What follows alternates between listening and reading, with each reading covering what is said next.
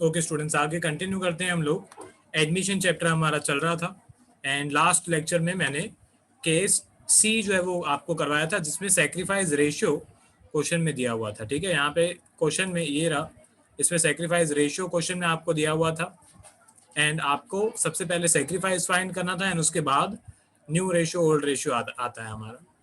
अब आगे कंटिन्यू करते हैं। टोटल एफ तक है केसेस, इसमें केस डी पे हम आज पहुंचे। तो केस डी क्वेश्चन में ऐसे लिखा हुआ होगा, ऑफ हिज और of her of new partner.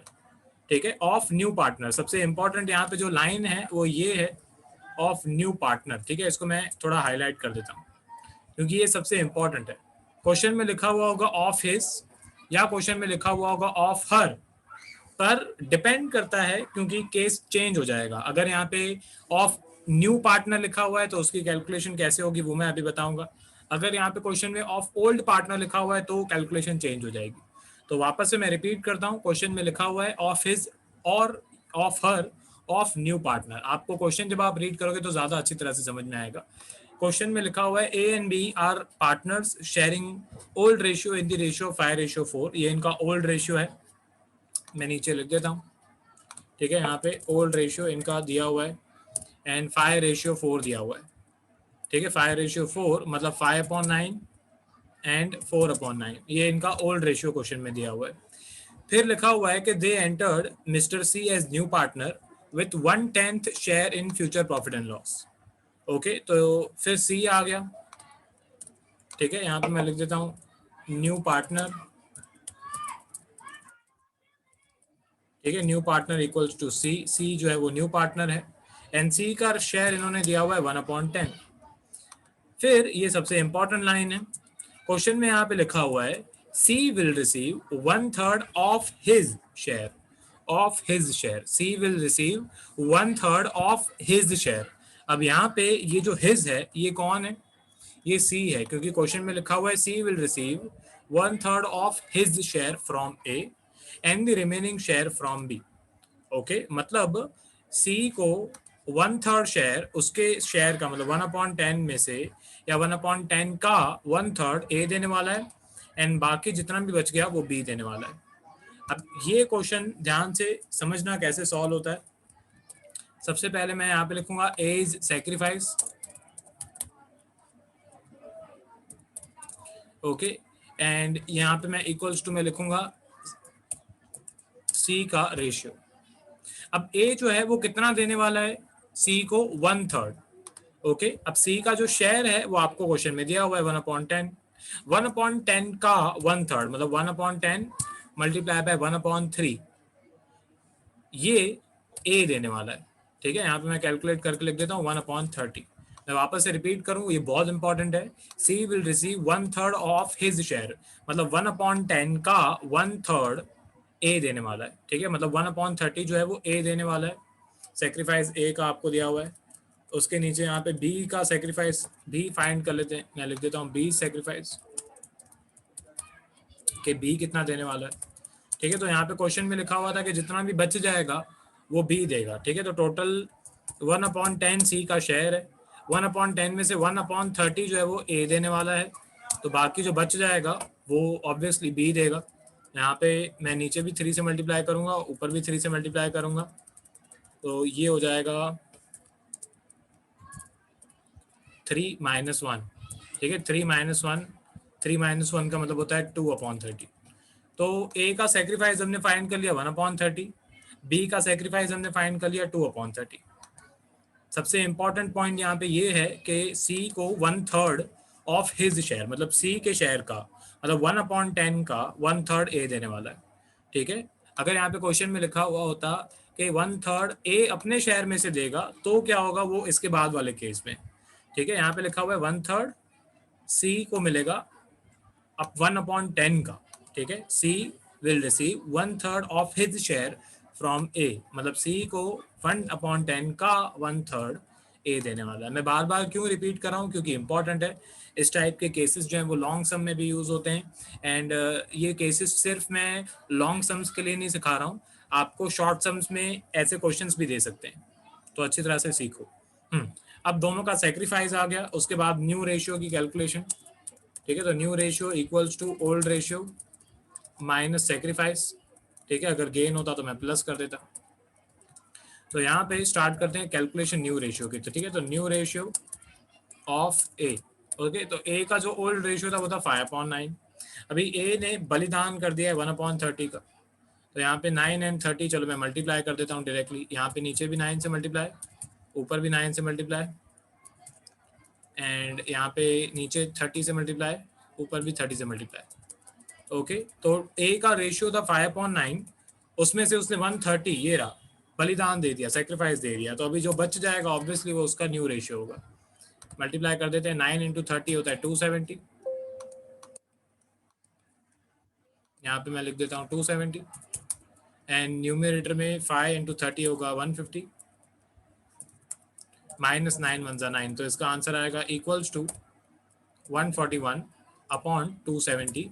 ये है ए का न्यू रेशियो। आगे बढ़ते हैं। उसके बाद new ratio of B. Okay, तो बी का जो ओल्ड रेशियो था वो था 4/9। उसमें से बी ने अभी सेक्रीफाइस किया है 2/30।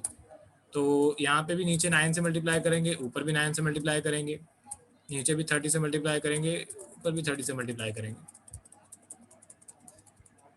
ठीक है, तो ये हो जाएगा अपॉन में आएगा 270, न्यूमरेटर में हो जाएगा 430 जा 120 माइनस 18। तो इसका आंसर आएगा इक्वल्स टू 102/270। हाँ, इसके बाद नीचे आते हैं, न्यू रेशियो ऑफ सी। ठीक है, वो आपको क्वेश्चन में दिया हुआ है वैसे 1/10, या आपको क्वेश्चन में दिया हुआ है। ओके, पर डिनोमिनेटर सेम होना चाहिए। डिनोमिनेटर सेम नहीं है, क्वेश्चन में आपको दिया हुआ है 1/10 पर डिनोमिनेटर सेम कर दूंगा मैं। तो यहाँ पे 270 डिनोमिनेटर के लिए नीचे भी 27 से मल्टीप्लाई करेंगे, ऊपर भी 27 से मल्टीप्लाई करेंगे। ओके, तो ये हो जाएगा अपॉन में 270, एंड न्यूमरेटर में हो जाएगा 27 1 27। तो यहाँ पे मैं टोटल न्यू रेशियो लिख देता हूँ। ठीक है, new ratio equals to 141/270, ratio 102/270, ratio 27/270। ठीक है, अच्छा अब आपको चेक करना है कि आपका सही है कि नहीं कैलकुलेशन। तो 141 प्लस 102 प्लस 27 करो। ठीक है, तो तीनों का प्लस करके 270 आना चाहिए, जो कि आ रहा है, मतलब सही है कैलकुलेशन। तो ओल्ड रेशियो दिया हुआ था क्वेश्चन में। उसके बाद आपको क्वेश्चन में ये बताया हुआ था कि ए का सेक्रीफाइस 1/3 है। ओके, मतलब ए सी के शेयर में से 1/3 देने वाला है। ठीक है, ध्यान से एक एक शब्द के ऊपर ध्यान दो। मैं उल्टा अगर बोलूं, मैं वापस से बोल रहा हूं, सी को 1/10 का उसके शेयर का 1/3 ए देने वाला है। तो अभी यहाँ पे वो सब तो कैलकुलेशन हमने कर ली। नीचे सेक्रीफाइस रेशियो भी हमेशा कैलकुलेट करना पड़ता है आपको। यहाँ पे मैं लिख देता हूँ सेक्रीफाइस रेशियो। ठीक है, सेक्रीफाइस रेशियो में ए का सेक्रीफाइस है 1, अपॉन डिनोमिनेटर से मेरे को मतलब नहीं है, एंड बी का सेक्रीफाइस है 2। ठीक है, तो यहाँ पे मैं लिखूंगा 1/3, यहाँ पे मैं लिखूंगा 2/3। ये खत्म हो गया आंसर। अब जो इंटेलिजेंट है उसको दिखेगा। ठीक है, ध्यान दो, जो इंटेलिजेंट है, होशियार है, case C and case D actual में सेम ही। ठीक है, ध्यान से देखो, C will receive 1/3 of his share, ये रहा 1/3। ओके, ये रहा सेक्रीफाइस रेशियो ए का। Okay, of his share from A 1/3, and यहाँ पे सेक्रीफाइस रेशियो हमने निकाला वो भी 1/3 है। अच्छा, अगर आपको ये बी का जो सेक्रीफाइस है वो मैंने माइनस करके निकाला। अब ध्यान दो, अगर 1/10 का 1/3 ए देने वाला है तो बाकी कितना बच गया, 2/3। वो कौन देगा, बी देगा। अच्छा, आप इसको माइनस किए बिना भी फाइंड कर सकते हो। ठीक है, मतलब आप यहाँ पे अगर 1/10 के साथ मल्टीप्लाई बाय 2/3 करते तो भी आपका आंसर सेम आता, 2/30। ठीक है, तो 1/3 अगर ए देने वाला है तो बाकी जो बच गया 2/3 वो कौन देने वाला है, बी। एक्चुअल में case C and case D same ही होते हैं, सिर्फ लिखने का जो तरीका होता है वो अलग होता है। यहाँ पे भी आपको सेक्रीफाइस रेशियो ही दिया हुआ है पर घुमा फिरा के दिया हुआ है। ठीक है, आपको अलग तरीके से आपको यहाँ पे सेक्रीफाइस रेशियो दिया हुआ है। ठीक है बात सेम ही कि सी को 1/10 का 1/3 ए देने वाला है, मतलब ये ए का सेक्रीफाइस रेशियो आपको क्वेश्चन में दिया हुआ है, जो कि यहाँ पे हमने यूज किया। इसके पहले हमने केस सी सॉल्व किया था उसमें आपको डायरेक्टली सेक्रीफाइस रेशियो दिया हुआ था। ये रहा, ये क्वेश्चन हमने सॉल्व किया था एंड इसमें डायरेक्टली हमको सेक्रीफाइस रेशियो दिया हुआ था कि C will receive his share from A and B in the ratio of 3:2। यहाँ पे आपको वही चीज दी हुई है केस डी में, पर घुमा फिरा के, ठीक है, अलग तरीके से लिख के दी हुई है। हाँ, अभी मैं एक बार स्क्रॉल कर देता हूँ। ये केस डी है, क्वेश्चन वगैरह सब आपको लिखना है, ठीक है। ये क्वेश्चन है केस डी का एंड ये आंसर, ठीक है। तो ये आपका केस डी हो गया।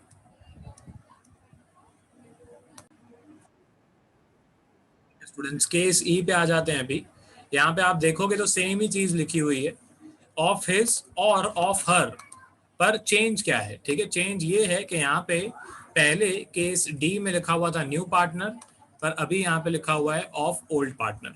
ओके, मतलब of his end of her, पहले वाले जो केस है उसमें लिखा हुआ होता था ऑफ न्यू पार्टनर, अभी यहाँ पे लिखा हुआ है ऑफ ओल्ड पार्टनर। डिफरेंस क्या है वो क्वेश्चन रीड करोगे तो समझ में आएगा। यहाँ पे ए एंड बी का ओल्ड रेशियो दिया हुआ है 5:2, वो मैं लिख देता हूँ, ठीक है। ओल्ड रेशियो इक्वल्स टू 5:2, 5:2 मतलब 5/7 एंड 2/7। ओके, एंड इसके बाद क्वेश्चन में लिखा हुआ है कि they entered C as a new partner, ठीक है। तो ये न्यू पार्टनर है, न्यू पार्टनर है सी। इसका रेशियो अभी जितने भी हमने केसेस किए हैं उसमें दिया हुआ होता था, इस क्वेश्चन में नहीं दिया हुआ है।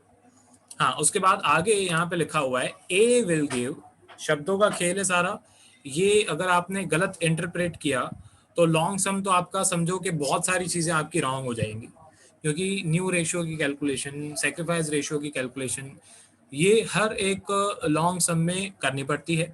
एंड इसकी वजह से सेक्रीफाइस एंड गेन की वजह से जो हम फाइंड करते हैं प्रीमियम फॉर गुडविल की अमाउंट भी फाइंड होती है। तो अगर आपने यहाँ पे कुछ मिस्टेक की तो बहुत सारी चीज़ें रॉन्ग हो जाएंगी, ठीक है, क्योंकि आपका प्रीमियम फॉर गुडविल गलत आएगा अगर आपने इसकी कैलकुलेशन गलत की। अच्छा, प्रीमियम फॉर गुडविल गलत हो गया तो जो पार्टनर्स कैपिटल का बैलेंस होता है वो भी गलत आएगा। अच्छा, पार्टनर्स कैपिटल का बैलेंस गलत हो गया तो वही पार्टनर्स कैपिटल का गलत बैलेंस आप बैलेंस शीट में ट्रांसफर करोगे, ठीक है। तो बैलेंस शीट का टोटल भी आपका टैली नहीं होगा, वो भी गलत आएगा। तो इन शॉर्ट सिर्फ एक यहाँ पे मिस्टेक की वजह से आपकी बहुत सारी चीजें रॉन्ग हो सकती है। 8 मार्क्स का सम आता है एंड हर एक सम में कोई भी सम हो ऐसी कैलकुलेशन, न्यू रेशियो सेक्रीफाइस की कैलकुलेशन करनी पड़ेगी। ऑब्वियसली केस एफ केसेस हैं, A B C D E F, इनमें से कोई भी एक केस हो सकता है, आपको पहचानना आना चाहिए। इतनी बहुत सिंपल है, इतना मैं ऐसे नहीं बोलूंगा कि टिपिकल है। केस ए में कोई भी इंफॉर्मेशन नहीं दी हुई थी, केस जो बी था उसमें सेक्रीफाइस दिया हुआ था, केस सी में सेक्रीफाइस रेशियो दिया हुआ था, केस डी में भी सेक्रीफाइस रेशियो दिया हुआ था पर अलग तरीके से, ठीक है। केस ई अलग है, ठीक है। यहाँ पे आपको क्वेश्चन में लिखा हुआ है A will give 1/5 of his share in favour of C, मतलब पहले वाले क्वेश्चन में लिखा हुआ था कि सी को 1/10 का 1/5 ए देगा। इस क्वेश्चन में लिखा हुआ है कि ए 1/5 अपने शेयर का 1/5 सी को देने वाला है। इन शॉर्ट ए का शेयर कितना है 5/7, यहाँ पे लिखा हुआ है कि ए अपने शेयर का मतलब 5/7 का 1/5 सी को देने वाला है। एंड इसके पहले वाले क्वेश्चन में क्या लिखा हुआ था कि सी को 1/5 अपने शेयर का ए देने वाला है, मतलब सी का शेयर था 1/10, 1/10 का 1/5 ए देने वाला है। दोनों में डिफरेंसेस हैं, सिर्फ आपको ये जो हिज शब्द है इसकी डेफिनेशन समझ में आनी चाहिए। ये हिज शब्द किसके लिए लिखा हुआ है, पहले वाले क्वेश्चन में ये हिज शब्द सी के लिए लिखा हुआ था। ओके, तो ये जो भी रेशियो क्वेश्चन में दिया हुआ है इन्होंने, वो मैंने मल्टीप्लाई किया था सी के रेशियो के साथ। इस क्वेश्चन में ये जो हिज शब्द है ये ए के लिए यूज किया हुआ है। A will give 1/5 of his share, okay, मतलब ए अपने शेयर में से 1/5 जो है वो सी को देने वाला है। And B will give 1/2 of his share, मतलब बी अपने शेयर का हाफ 1/2 सी को देने वाला है, ठीक है। तो यहाँ पे कैसे कैलकुलेशन होगी वो भी मैं बता देता हूँ। यहाँ पे भी आपको सेक्रीफाइस की कैलकुलेशन दी हुई है, यहाँ पे लिखूंगा ए is sacrifice equals to A का जो रेशियो है वो है 5/7। क्वेश्चन में लिखा हुआ है कि 5/7 का 1/5 मतलब 1/5। पहले मैंने यहाँ पे क्या किया था, अगर मैं वो आपको शो करूँ, ठीक है। पहले मैंने यहाँ पे क्या किया था, पहले मैंने ये रही कैलकुलेशन, यहाँ पे मैंने सी का जो रेशियो था 1/10, उसके साथ मैंने 1/3 जो है वो मल्टीप्लाई किया था, ठीक है, ये मैंने पहले किया था, ठीक है। अभी मैं क्या कर रहा हूँ, अभी मैं ए के शेयर को मल्टीप्लाई कर रहा हूँ, दोनों में डिफरेंस है, ठीक है, जमीन आसमान का डिफरेंस है, क्योंकि क्वेश्चन में लिखा हुआ है A will give 1/5 of his share, खुद के शेयर का 1/5 देने वाला है, तो यहाँ पे ए के शेयर के साथ मैं 1/5 मल्टीप्लाई करूंगा, ठीक है। तो यहाँ पे इसका मैं फिलहाल कटाम कुटी नहीं कर रहा हूँ, 5 1 5 एंड 5 7 35, ठीक है। पहले बी की कैलकुलेशन कर लेते हैं, उसके बाद देखेंगे क्या करना है। उसके बाद बी सेक्रीफाइस, तो बी का जो ओल्ड रेशियो था वो था 2/7, उसमें से 1/2 मतलब हाफ जो है वो बी देने वाला है सी को, मतलब 2 1 2 एंड 7 2 14। हाँ, अभी दोनों में कटाम कुटी मैं कर देता हूँ, क्योंकि 5 5 कट रहा है, 2 2 कट रहा है, तो दोनों का आंसर 1/7 आएगा। 5 1 5, 5 7 35, यहाँ पे भी 2 1 2 एंड 2 7 14, तो दोनों ने 1/7 जो है शेयर वो अपना सेक्रीफाइस किया है। हाँ, अब इस क्वेश्चन में सी का जो न्यू रेशियो है वो जानबूझ के नहीं दिया हुआ था, ओके, वो आपको फाइंड करना पड़ेगा। यहाँ पे मैं सबसे पहले लिख देता हूँ न्यू रेशियो, ठीक है, न्यू रेशियो। तो न्यू रेशियो की फॉर्मूला मतलब ओल्ड रेशियो माइनस सेक्रीफाइस, कभी कभी गेन होता है तो वो प्लस कर देते हैं, ओके, अगर गेन हो तो प्लस कर देते हैं, यहाँ पे सेक्रीफाइस है तो माइनस कर देंगे। हाँ, अब स्टार्ट करते हैं। न्यू रेशियो ऑफ ए, तो ए का जो ओल्ड रेशियो था वो था 5/7, उसमें से ए ने 1/7 बलिदान दे दिया, सेक्रीफाइस दे दिया, तो बाकी अभी ए का जो रेशियो बच रहा है वो बच रहा है 4/7। आगे बढ़ते हैं, न्यू रेशियो ऑफ बी, ठीक है, न्यू रेशियो ऑफ बी, तो बी का जो new ratio sorry old ratio था वो था 2/7, उसमें से भी आधा मतलब 1/7 उसने सेक्रीफाइस कर दिया, तो अभी इसके पास सिर्फ बच रहा है 1/7। इसके बाद न्यू रेशियो ऑफ सी, वो हमें फाइंड करना पड़ेगा, वैसे दिया हुआ होता है न्यू रेशियो ऑफ सी। अब सिंपल सी बात है, ए एंड बी जितना सेक्रीफाइस करेंगे उतना ही सी को मिलेगा, ठीक है। तो ए ने 1/7 दिया है सी को एंड बी ने भी 1/7 दिया है, तो दोनों का मिला के सी को मिल रहा है 2/7। तो ये इनका न्यू रेशियो आ गया, मैं यहाँ पे लिख देता हूँ न्यू रेशियो इक्वल्स टू 4/, ठीक है, 4/1/2, ओके, मतलब 4 + 1 5, 5 और 2 7, मतलब परफेक्ट सही कैलकुलेशन है। तो 4/7, 1/7 एंड 2/7, ये आपका न्यू रेशियो आ गया। इसके बाद हमेशा आपको सेक्रीफाइस रेशियो कैलकुलेट करना ही है, क्योंकि प्रीमियम फॉर गुडविल में काम आएगा। तो मैं यहाँ पे लिख देता हूँ sacrifice ratio equals to, A का सेक्रीफाइस है 1, बी का भी सेक्रीफाइस है 1, डिनोमिनेटर में जो 7 है उसे इग्नोर करो, तो ये हो गया 1/2, 1/2, दोनों ने इक्वल सेक्रीफाइस किया, ओके, ये इनका सेक्रीफाइस रेशियो है। कैसे काम आएगा वो भी मैं बताऊंगा, वैसे आपको पता होना चाहिए, चैप्टर नंबर 4 मैंने आपको बताया है, जो सी है जिसको फायदा हो रहा है, जिसको गेन हो रहा है, वो प्रीमियम फॉर गुडविल का कुछ पैसा लेके आएगा, एंड जितना प्रीमियम फॉर गुडविल का पैसा सी लेके आएगा वो ए एंड बी को जिन्होंने सेक्रीफाइस किया उनको मिलेगा। कितने रेशियो में मिलेगा वो ये सेक्रीफाइस रेशियो से हमें पता चलता है, ठीक है। तो इस क्वेश्चन में यहाँ पे सेक्रीफाइस रेशियो है 1/1, तो आधा आधा प्रीमियम फॉर गुडविल मिलेगा ए को भी एंड बी को भी।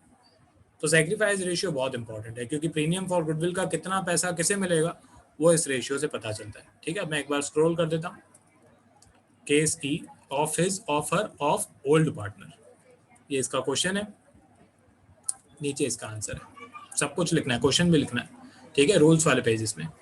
ये सारे मैं ना आपको टाइप्स बता रहा हूँ, जैसे इसके पहले मैंने आपको चैप्टर नंबर 4 कराया था, उसमें WACF एंड अगर workman compensation reserve and investment fluctuation fund आपको याद है IFR, उसके 4 केसेस 5 केसेस हैं, वो भी मैंने आपको सिखा दिए थे। मतलब मैं हमेशा ऐसे ही करता हूँ कि एक कोई टॉपिक पकड़ो एंड उसके जितने भी केसेस पॉसिबल हैं, जितने भी टाइप्स पॉसिबल हैं वो सिखा दो, फिर जो भी सम आए उसमें आपको पहले से ही सारे टाइप्स तो पता होंगे, सारे टाइप्स पता है, फिर आपके लिए कैलकुलेशन इजी हो जाएगी। जैसे WACF, तो WACF के टोटल 5 केसेस होते हैं, वो पांचों के पांचों केसेस मैंने आपको बता दिया, उनके क्या इफेक्ट्स होंगे वो भी मैंने आपको बता दिया।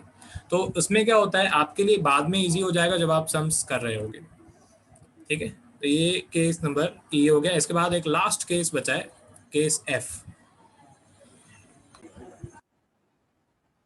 स्टूडेंट्स, ये एक लास्ट केस है, case F, when future ratio of old partners is given, इसको मैं थोड़ा अगर रीफ्रेज करूं तो ज्यादा सही होगा, when personal future ratio of old partners is given. ठीक है, इसको मैं थोड़ा अगर रीफ्रेज करूं तो मैं इस तरीके से इसको लिखूंगा, मतलब ये केस ए का भाई है। ठीक है, केस ए में क्या होता था, देखो यहाँ पे लिखा हुआ होता था A and B are partners in a firm, उनका ओल्ड रेशियो दिया हुआ है 3:2।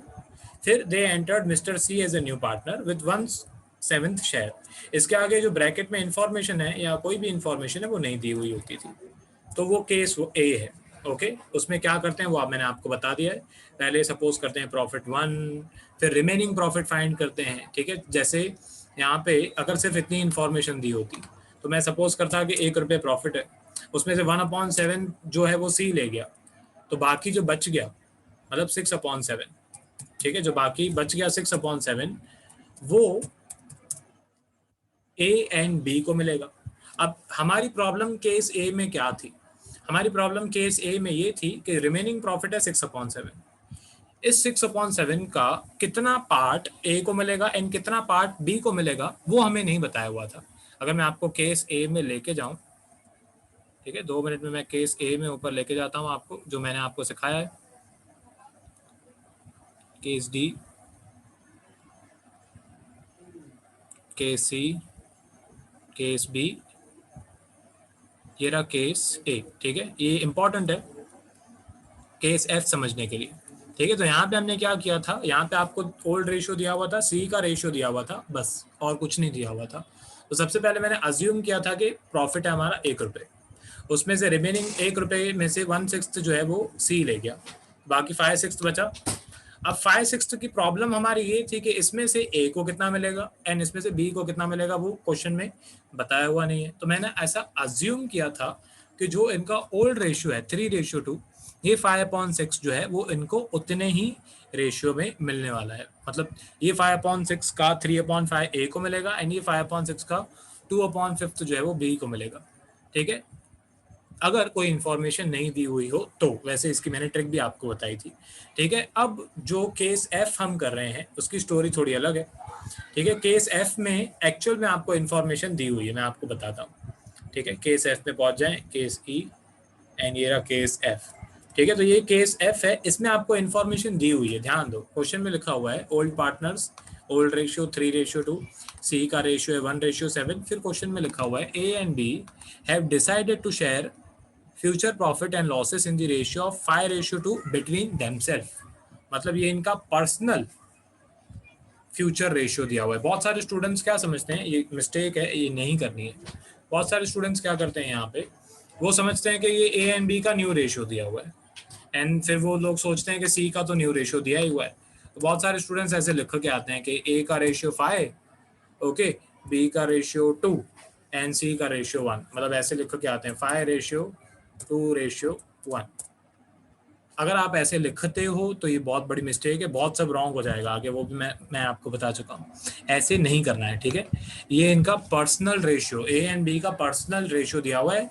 जो न्यू रेशियो हम नॉर्मली कैलकुलेट करते हैं ये वो नहीं दिया हुआ है, वो हमको फाइंड करना पड़ेगा जैसे हम फाइंड करते हैं। ठीक है, तो यहाँ पे case A and case F में क्योंकि सेक्रीफाइस की कोई इन्फॉर्मेशन नहीं दी हुई है, बाकी जितने भी केसेस हैं सब में सेक्रीफाइस की इन्फॉर्मेशन दी हुई होती है, कुछ ना कुछ सेक्रीफाइस के बारे में बताया हुआ होता है, कभी सेक्रीफाइस दिया होता है, जैसे केस बी है, केस बी में डायरेक्टली आपको सेक्रीफाइस दे देते हैं। उसके बाद जैसे केस सी है उसमें आपको सेक्रीफाइस रेशियो देते हैं। ओके, तो 1/10 के साथ हमने सेक्रीफाइस रेशियो मल्टीप्लाई किया था। फिर केस डी जो होता है उसमें सेक्रीफाइस रेशियो ही देते हैं पर इनडायरेक्टली। फिर केस ई जो है वो अलग है, उसमें आपको of is offer old partners का दिया हुआ होता है।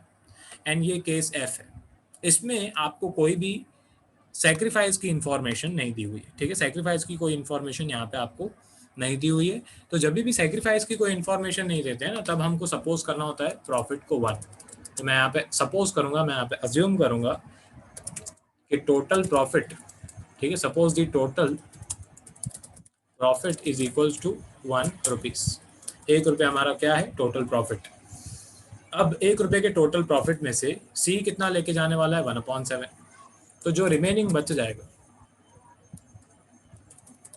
रिमेनिंग प्रॉफिट मतलब 1 रुपीज में से 1/7 जो है वो तो सी लेके जाने वाला है, तो बाकी जो बच जाएगा 6/7 वो रिमेनिंग प्रॉफिट होगा।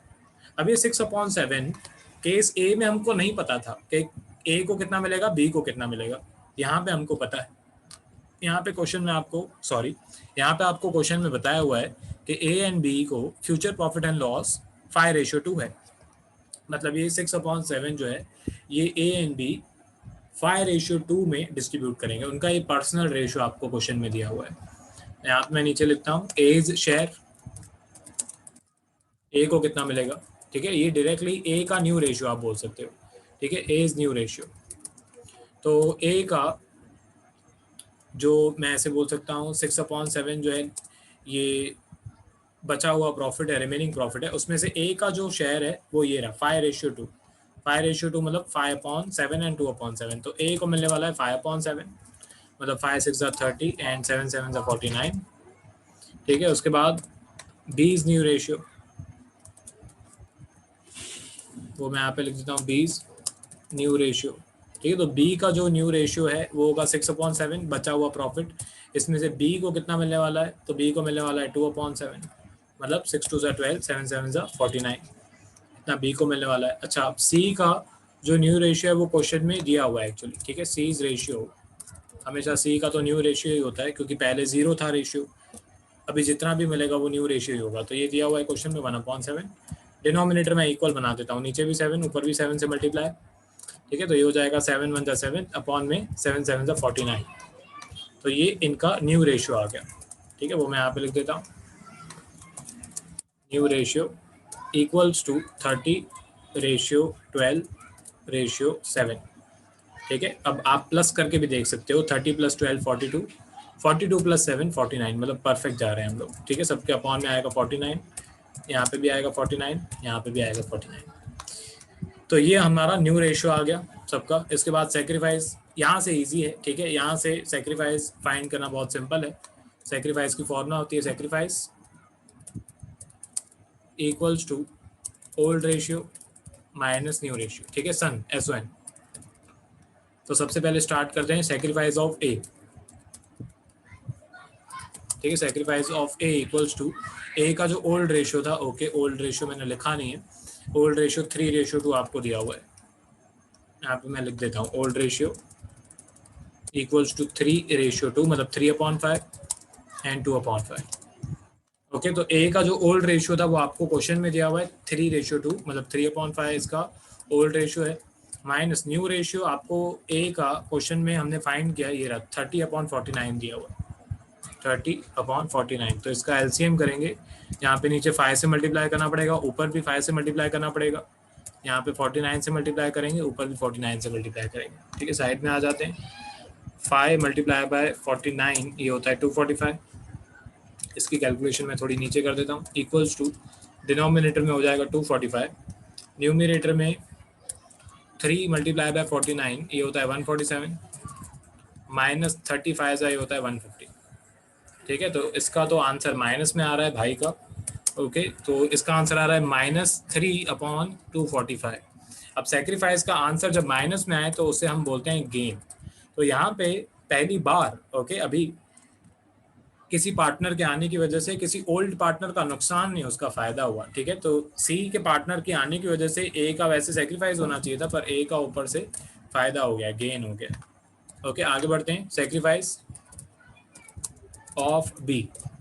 तो बी का जो ओल्ड रेशियो था वो था 2/5, बी का न्यू रेशियो है 12/49, ठीक है। तो यहाँ पे भी नीचे भी मल्टीप्लाई बाय यहाँ पे 5 करेंगे, ऊपर भी मल्टीप्लाई बाय 5 करेंगे, ठीक है। यहाँ पे नीचे भी मल्टीप्लाई बाय 49 करेंगे, ऊपर भी मल्टीप्लाई बाय 49 करेंगे, ठीक है। इसकी भी कैलकुलेशन नीचे कर देते हैं।